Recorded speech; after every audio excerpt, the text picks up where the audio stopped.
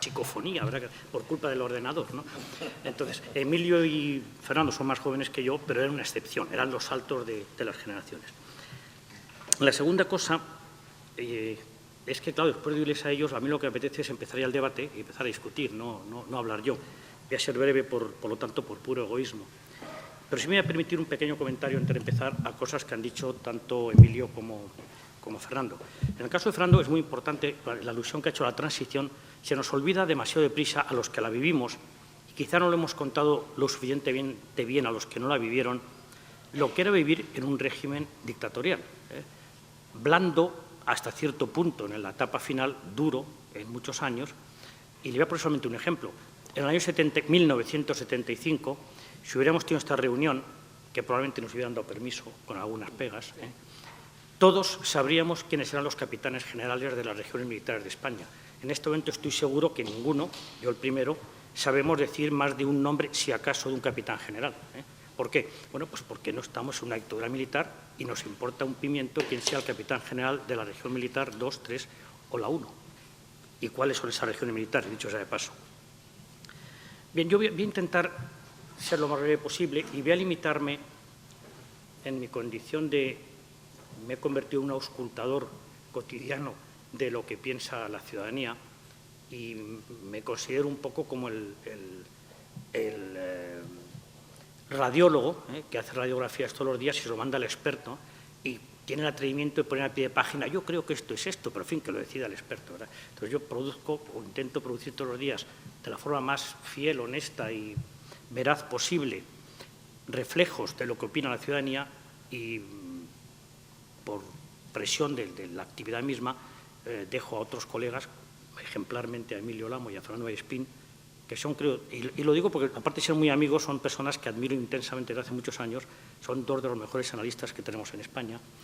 Dejo a su cuidado el interpretar y sacar, estirar hasta el fondo lo que eso significa.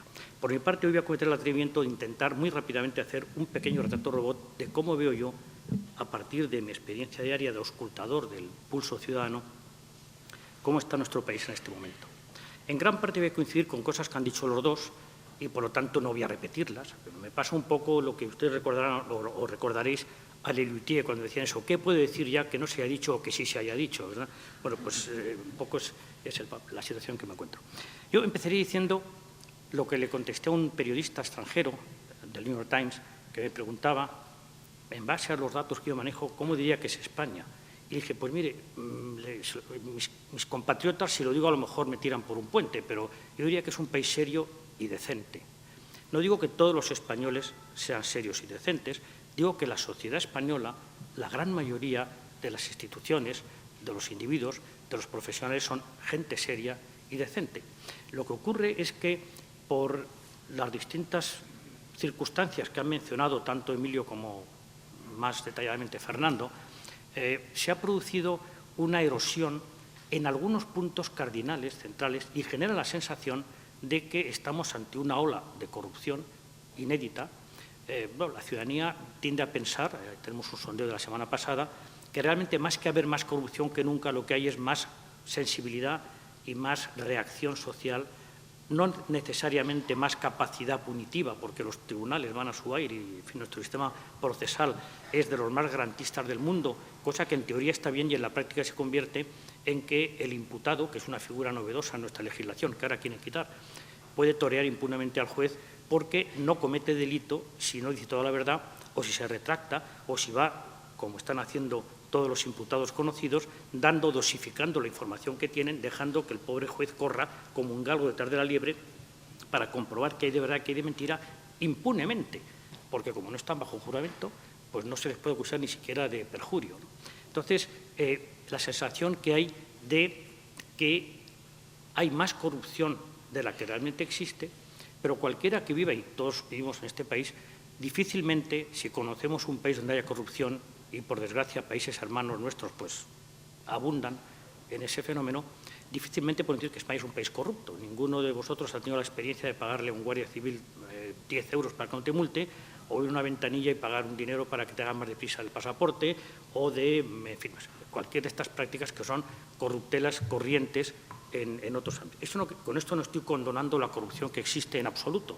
Lo que estoy diciendo es que es muy importante por el volumen que maneja, pero sobre todo por el impacto moral, y la palabra moral la hemos utilizado los tres en esta intervención, cosa llamativa, porque realmente en gran parte la crisis es una crisis de valores, es una crisis moral, que ha permitido que en un país que es básicamente serio y decente pudiera crecer, bien por permisividad, bien por tolerancia, bien porque no podíamos creer que fuera así, unas enredaderas que han perturbado y que han emponzoñado nuestra convivencia. Lo primero que dicen todos los políticos serios, porque los hay, y muchos, cuando descubren un caso de corrupción es: no me lo podía creer.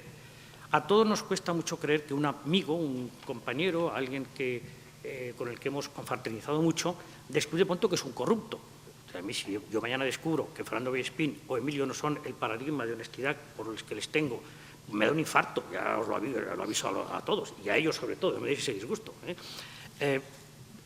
Eso explica que Felipe González no se diera cuenta, que Aznar parece ser no se dio cuenta, que Rajoy no se dio cuenta. Ahora intentan montar una campaña de dignificar a Rajoy. Nadie duda de la honestidad de Rajoy. Yo creo que ningún español piensa que Rajoy es un sinvergüenza. Lo que está en cuestión es eso, como no piensa que fuera Zapatero y, por supuesto, que lo fuera Felipe González. Lo que está en cuestión es si tenemos el grado de alerta, el grado de,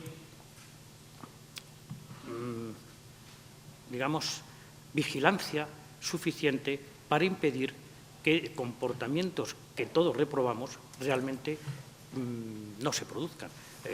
Oímos cosas como: yo pongo la mano en el fuego por tal. No hay que poner la mano en el fuego por nadie, simplemente hay que procurar que ese alguien no tenga oportunidad de hacer cosas impropias mediante un sistema de control, mediante un sistema de transparencia. Nada más llamativo que esta ley de transparencia que están gestando en el Parlamento, que no se gesta nunca. Claro, una cosa tan elemental como previamente saber exactamente cómo nos va.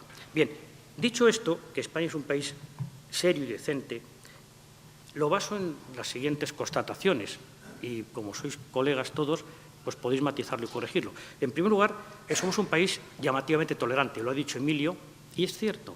En España,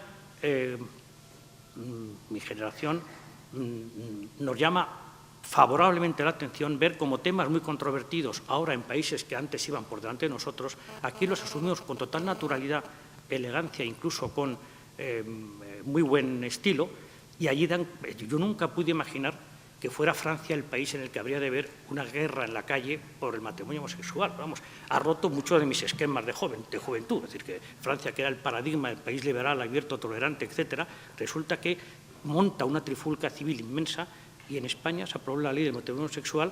En España, en este momento, la mayoría de la población es partidaria de que los homosexuales puedan adoptar, cosa que todavía en Francia no ocurre, ni en Estados Unidos tampoco, y somos un país en sentido enormemente tolerante. Somos un país que, quizá porque venimos de una dictadura y quizá también porque algún mérito ha tenido nuestra generación en transmitir esos valores de pluralismo, de respeto, de diversidad, en que no soportamos que nadie nos adoctrine, no soportamos muy mal los sectarismos, estamos muy fragmentados. Emilio ha puesto unos datos muy significativos. ¿Cómo nos definimos ideológicamente los españoles? Bueno, resulta, la etiqueta fluctúa de un mes a otro, pero básicamente la última era que los liberales es el 13%. Aquí se define la mitad de una... No, es un país en que en a poquitos pues nos definimos. Ha mencionado Fernando el tema de la crisis de la corona, que es muy fuerte, con matices. Es decir, se está en cuestión no tanto la institución, curiosamente el 67% de los españoles piensa que la monarquía está consolidada, y lo piensan incluso aquellos que no son partidarios de la monarquía, digamos los, entre comillas, republicanos de corazón, está consolidado. Otra cosa es cómo se está ejerciendo. El príncipe de Asturias está mucho mejor valorado en estos momentos que el propio rey, por lo tanto, la otra mitad de España, que se define como básicamente partidaria de la monarquía, bueno, pues podría estar tranquila, porque lo peor cuando hay una crisis institucional es que no haya banquillo, ¿verdad? Entonces, si resulta que hay un recambio y el recambio está bien visto, bueno, pues eso puede tener todavía perspectiva de salir adelante. En segundo lugar, es un país, yo diría, enormemente cívico, que no ha perdido de vista los valores democráticos y que sigue creyendo fuertemente en la democracia. Si soy capaz de poner en marcha este trato, que es más moderno que el mío, Voy a poneros unos cuantas papas, ¿eh? ¿Sí? A ver, aquí la carpeta. A ver. Bueno, esto es... Pues bien, pues bien. Va bien. Hay un personaje de Woody Allen que reconoceréis que dice no sé lo bastante ni para ser incompetente. Bueno, pues eso me pasa a mí con los ordenadores, ¿no?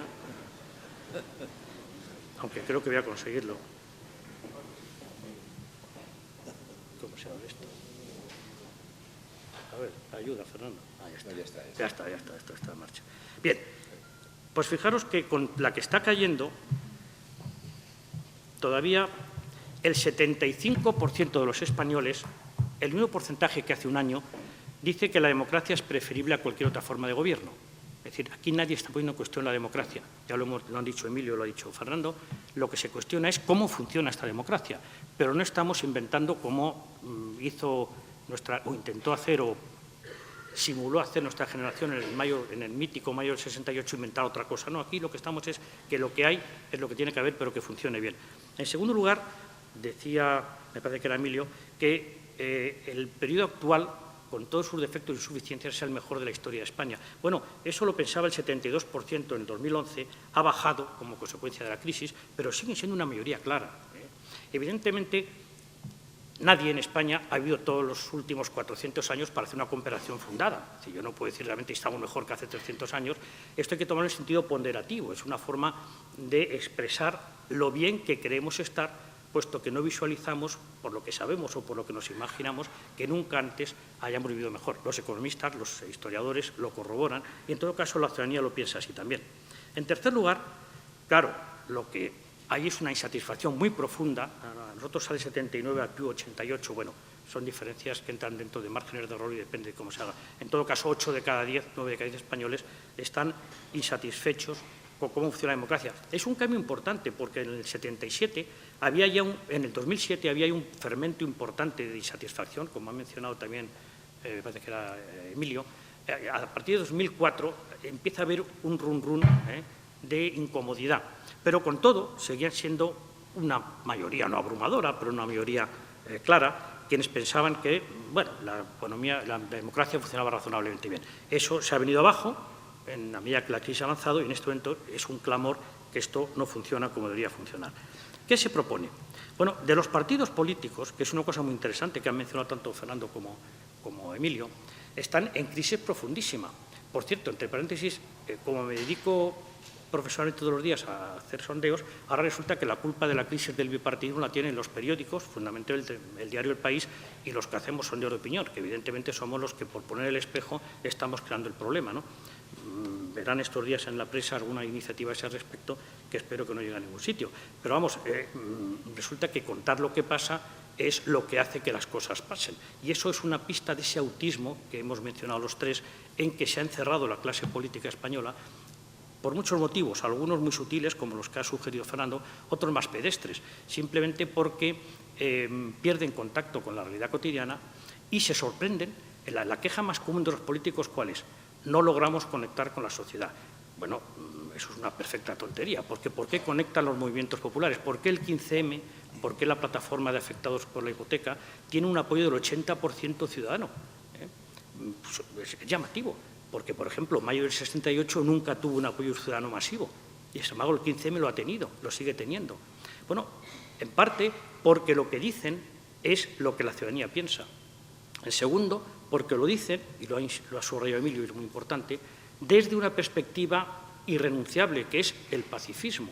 En efecto, cualquier intento de convocar algún acto que tenga un perfil de contestación derivable en violencia es inmediatamente rechazado. En parte porque también somos, en este momento, la España más culta de nuestra historia. También lo ha mencionado Emilio, ¿verdad?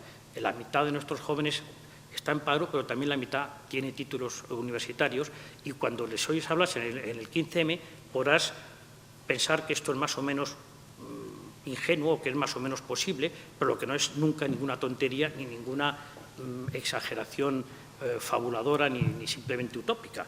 Tiene mucho sentido. Entonces, los españoles no están pidiendo que se acabe el sistema de partidos, no tenemos movimientos antisistema, no tenemos un Beppe Grillo, ni está ni se le espera, y perdón por la cita, no tenemos tampoco un amanecer dorado, tenemos el clamor de que los partidos se porten y actúen como lo hacen los movimientos ciudadanos.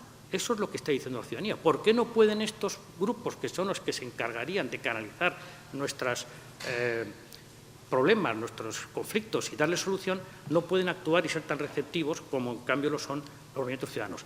Cuando se les preguntan si desearían que estos movimientos ciudadanos fueran partidos, dicen que sí, pero simplemente para ver si así los demás partidos los partidos actuales toman nota y cambian su forma de actuar. Mirad, en este cuadro tenemos comparados aspectos positivos de los partidos que se mantienen. Por ejemplo, el 61% de los españoles sigue pensando que sin partidos no hay democracia. Eso no se cuestiona. Se pensaba más en el 2007, pero sigue pensando masivamente en el 2012. Tenemos un último dato de estos días y sale más o menos aproximadamente lo mismo. Los partidos son necesarios para articular y defender los intereses de los distintos grupos sociales. Lo sigue pensando una clara mayoría, menos que hace 6 años, es cierto, porque su propia inoperancia, su propia incapacidad de prever los problemas o de resolverlos, o por lo menos de dar sensación de que saben cómo resolverlos, pues evidentemente tiene que deteriorar su imagen de, digamos, hacedores de suturas en el tejido social. Pero con todo, esos aspectos positivos se mantienen. Hay aspectos negativos que también se mantienen, que no han cambiado. Por ejemplo, 8 de cada 10 españoles ahora, 7 hace 5 años, piensan que los partidos en realidad se critican mucho entre sí, pero son todos iguales. Son todos iguales porque al final van perdiendo gradualmente el referente ideológico, moral, valorativo que les significa, les caracteriza, quizá porque han asumido en demasía eso que tan agudamente ha analizado Fernando, de aceptar que hay una especie de suprarracionalidad o racionalidad alternativa o escondida que sobrenada a la que emana de la ciudadanía y que era la que tradicionalmente legitimaba y daba sustrato a los partidos. Y el 78 opina que los partidos lo que les interesa es mandar, estar en el poder, aunque ello suponga abandonar parte del ideario. Ojo, los españoles no creen a pies juntillas eso de programa, que hizo famoso, como recordaréis, Julio Anguita. Los españoles entienden que un programa es una declaración de intenciones, es una carta de visita, es lo que permite saber a los votantes cuál es el estilo que tiene un candidato de afrontar los problemas y qué es lo que, si las cosas no cambian demasiado, se propone hacer. Lo que los españoles tienen muy claro, y esta es una pregunta que hemos metido repetidas veces, se le ocurrió a Fernando Vallespín, por cierto, preguntar si en una situación de crisis un político debe ante todo ser fiel a sus ideas o procurar adaptarlo lo más posible a las circunstancias para salir del atolladero cuanto antes. Masivamente prefieren la segunda a los españoles. Pero eso no quiere decir renunciar a ideales concretos. ¿Quién se acuerda de la propuesta de Sarkozy de que se iba a refundar el capitalismo? La hizo en 2008. ¿Quién se acuerda de que la Harvard Business School ha advertido por 2 veces que solo 1 de cada 80 títulos que están en el mercado financiero tienen detrás algo que corresponde a la economía real? Es decir, 79 de cada 80 títulos lo que detrás tienen es aire o no se sabe muy bien lo que tienen. Lo que pasa es que en el mundo hay mucho dinero. Y como hay mucho dinero, eso fomenta estas burbujas inmensas que a mí personalmente me aterran. Es decir, pensar que solo 1 de cada 80 títulos, o sea, una octogésima parte de la economía mundial es realmente algo tangible, real, y lo demás es, por decirlo finamente, juegos de póker o juegos más o menos de trilero. Es decir, es aterrador. Y por último, aspectos positivos de los partidos que de pronto se convierten en negativos. Por ejemplo, la mayoría de los partidos muestran interés por las opiniones de la gente. No es que lo pensara una mayoría abrumadora, pero sí lo pensaba una mayoría hace 5 años. Ahora lo piensa lo contrario el 79. O, gracias a los partidos, la gente puede participar en política. Lo pensaba el 75% hace 5 años, piensa lo contrario justamente el 64% ahora. Bueno, esto es un poco el diagnóstico elemental, si queréis, de qué es lo que se ve como todavía potencialidades de los partidos, qué es lo que se ve como que no ha cambiado y qué es lo que se ve que ha cambiado a peor, ¿verdad? Y por ahí es por donde probablemente habría que funcionar.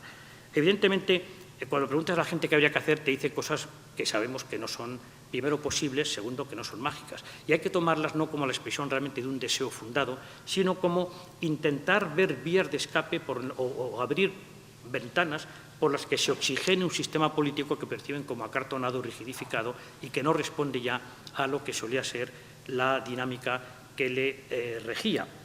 De ahí, pues, estos porcentajes masivos a favor de las listas abiertas, que, bueno, es un lío monumental donde existen, pero, bueno, la gente lo que quiere es, si hay en la lista un corrupto conocido y resulta que tengo que votar a la lista entera o no votar, pues al final voto. Y luego tengo muy mala conciencia, por ejemplo, en las últimas elecciones en Valencia, en las últimas con Camps, quiero decir, hicimos varios sondeos en los que los votantes del PP, el 67%, decía preferir que el candidato fuera otro, pero que si no había otro, pues claro, entre votar al partido que no quieren votar o quedarse en casa, pues sí que van a volver a votar. Entonces, claro, decimos, es que la gente en el fondo traga con la corrupción. Bueno, es que la gente en el fondo es cívica, quiere votar. Entonces, si el sistema no le permite castigar inmediatamente con el voto al que se sospecha o al que está imputado o al que está acusado incluso de comportamientos inapropiados, pues le condenamos a una opción terrible, que es quedarme en casa, propiciar que ganen los que no quiero que ganen o tragar y votar al mío. Y eso es un dilema que no se puede imponer a la ciudadanía. Por supuesto, que el sistema electoral se reforme de manera que haya más proporcionalidad entre votos y diputados. Esto siempre es muy complejo. Alfonso Guerra ha hecho un estudio en el cual demuestra cómo los dos partidos que tienen más voto inútil, que no convierten en diputados, son precisamente el PSOE y el PP. Claro, pues son los que más voto tienen. Pero sí es cierto que, por ejemplo, IU tiene el mismo número de votos que CiU en Cataluña y, sin embargo, tiene menos de la mitad de los diputados, ¿no? Bueno, y en las próximas elecciones, por mucho que los sondeos ahora digan que si hubiera elecciones mañana, pues probablemente IU y UPyD mejorarían, suponiendo que vote muy poca gente, que es lo que hoy por hoy nos sale. Sin embargo, eso que se traduzca en cambios en el número de diputados es muy difícil, porque 30 de nuestras circunscripciones tienen 3, 4 o 5 diputados y, por lo tanto, es muy difícil que haya un diferencial en voto lo suficientemente estrecho como para que un tercer, y no digamos un cuarto partido entre esos repartos. Por lo tanto, solo en una situación realmente catastrófica de una participación bajísima, sería pensable que se pudiera no acabar con el bipartidismo, que eso es un miedo, no sé dónde ha salido.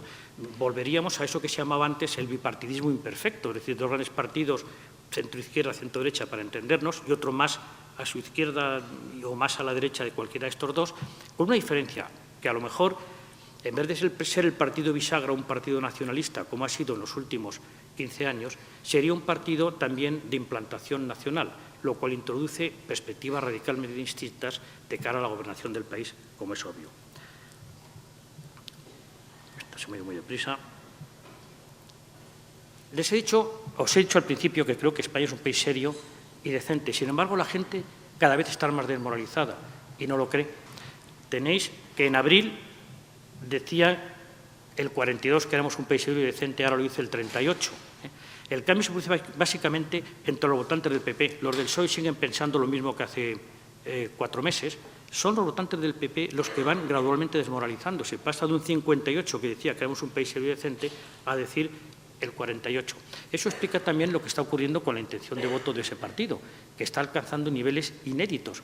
El PP se caracterizaba por ser el partido de España que tenía el votante más fiel y al mismo tiempo menos identificado con la posición ideológica de su partido. Es una pequeña paradoja. Los votantes del PP ven a su partido situado mucho más a la derecha de lo que se ven ellos mismos y al mismo tiempo son los votantes más fieles de todo el espectro electoral español.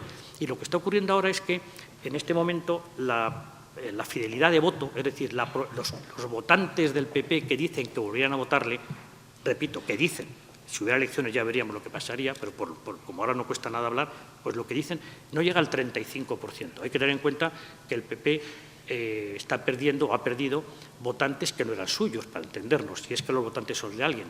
Es decir, recordemos que en 2011 aproximadamente entre 1.200.000 y 1.400.000 votantes del PSOE se pasaron al PP. Probablemente son los primeros que se han ido a la abstención, a su casa, al no sé, desde luego al PSOE no, porque el PSOE tiene una fidelidad de voto exactamente igual que el PP. Y la otra cuadro que quería enseñaros es, se suele oír decir que en España ahora hay mucha corrupción. ¿Qué significa eso para usted? Y el 51% se divide las opiniones por mitades, como veis, realmente son diferencias muy pequeñas. Que hay mucha gente corrupta y que casi todos estamos pringados de una forma u otra por acción o por omisión. Es la visión más autoflageladora, más pesimista y más amarga. La otra mitad de los españoles lo que piensa es que, hombre, aun son relativamente pocas las personas corruptas, pero manejan tanto dinero, tan impunemente en apariencia, porque todos los procesos llevan años en su investigación. Todavía no ha empezado la fase de juicio, estamos en la fase de imputación e investigación previa. Muchas de estas investigaciones no van a ninguna parte porque, claro, entre medias, pues, en fin, el perturbar pruebas y el confundir al pobre juez instructor, pues está a la orden del día. Y lo que opina, es decir, hay ese clima de desmoralización. Y para terminar, una cosa importante.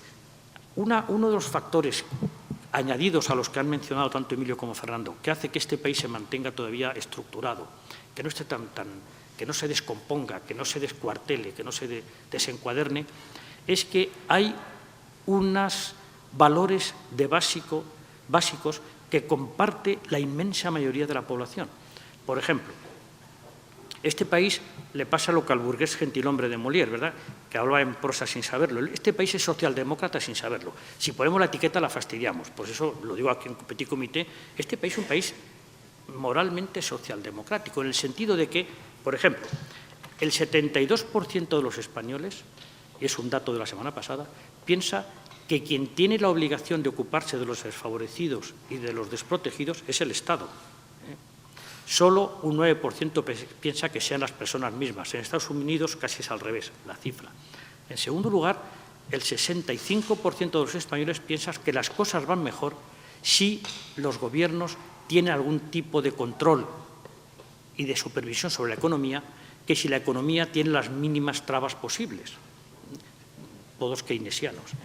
Es un país en el que hasta los votantes del PP dicen que la sanidad pública española es de gran calidad, se oponen a cualquier tipo de cambio, incluso a la gestión, a la privatización de su gestión, y en el que la enseñanza pública, los docentes de la enseñanza pública, están en el tercer lugar del ranking de confianza institucional. El primer lugar lo ocupan los científicos, el segundo los médicos, el tercero los docentes de la enseñanza pública, en cuarto lugar la medicina, la sanidad pública, es decir, las instituciones que son científicas, protectoras, en quinto lugar las Fuerzas Armadas.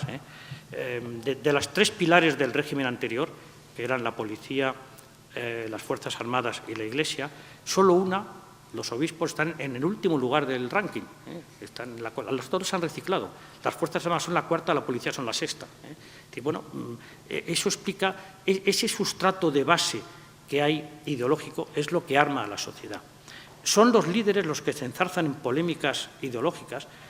Las diferencias entre los votantes, no digo militantes, digo entre los votantes del PP y PSOE, son cada vez más cercanas. Eso permite que ocurran cosas que no se explican los dirigentes, la dirigencia, como se dice ahora, de los partidos, que es que cómo va a ser posible que 1,5 millones se hayan pasado del PSOE al PP. Sí, porque es que resulta que si se hace una curva que describa el posicionamiento ideológico de los españoles, resulta que la del PP y la del PSOE se solapan en casi una mitad. Personas que pueden... Y el tabú que había para no pasar de un partido a otro, eso se ha ido diluyendo, eso es cosa de nuestra generación. Gradualmente es más pequeño. Y eso también es un factor de cohesión y de integración. Creo que me he pasado el tiempo, Emilio, perdóname. Muchas gracias.